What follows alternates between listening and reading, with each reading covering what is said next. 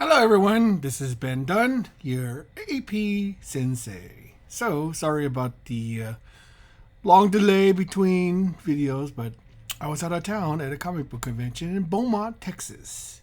A really nice, intimate, comic book convention that I like to attend. It's put on by a guy named Clint, who is a very, very sweet individual who always treats me well, and I always attend, even though it's a 5-hour drive round trip, a 10-hour drive round trip. So but one of the things I do like going about comic book conventions is I like digging through dealers' comic book boxes, especially the 50 cents and $1 comic bins. Yes, they're still out there, believe it or not. And you find all sorts of interesting things that end up being in there. So, anyway, the clickbaity title that I put on this video hopefully will entice you to maybe consider something that you may want to do if you have like an independent superhero comic. Now, we're all familiar with the Marvel version of Doctor Doom, created by Stan Lee and Jack Kirby in Fantastic Four #5. And apparently making his debut in the much vaunted MCU Marvel Cinematic Universe. So, what if I were to tell you that you can do your own version of Doctor Doom? And you're asking yourself, Ben, what the hell are you talking about? Marvel owns Doctor Doom. Not so fast, my little infantry, basically. I discovered while going through a long box of $1 comics, and I discovered this little gem, Life with Archie. And you'll notice it has a character called Doctor Doom. Now, of course, this character is not anything like the Marvel version, but the mere fact that they were able to call a character Doctor Doom led me to believe that maybe the name is, you can use it.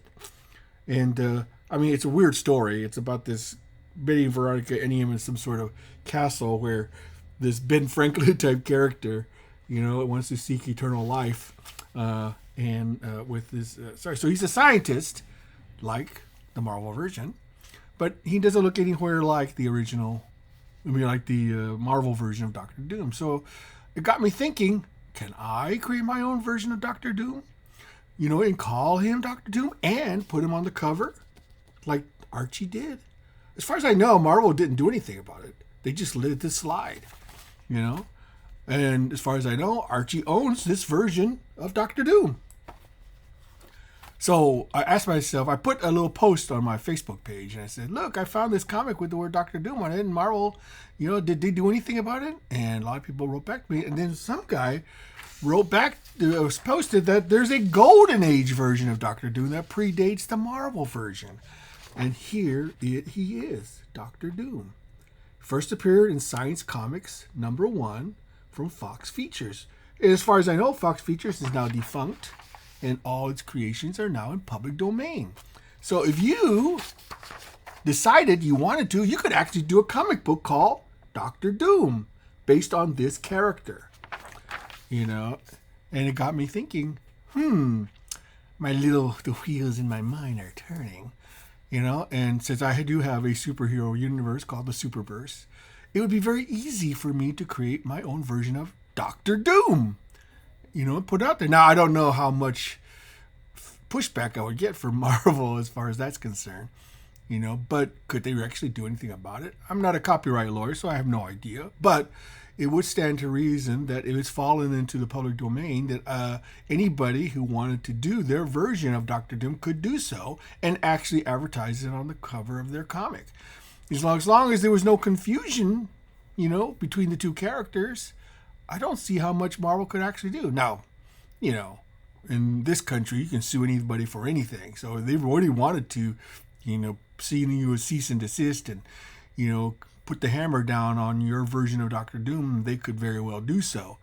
The trouble is, if enough of us do it, then it would not only look badly on them, but it would also be a headache for them to do all that stuff. Now, I'm not saying you should do it, I'm just saying that you could do it. And whether you could do it doesn't necessarily mean you should do it. But I just wanted to let you know this, so that all you evil-minded creators out there who may want to take advantage of this little loophole, in the copyright trademark version of Doctor Doom, I would not speculate as to what you would want to do, but it's there. So anyway, something to think about. And until next time, this has been Dunn signing off.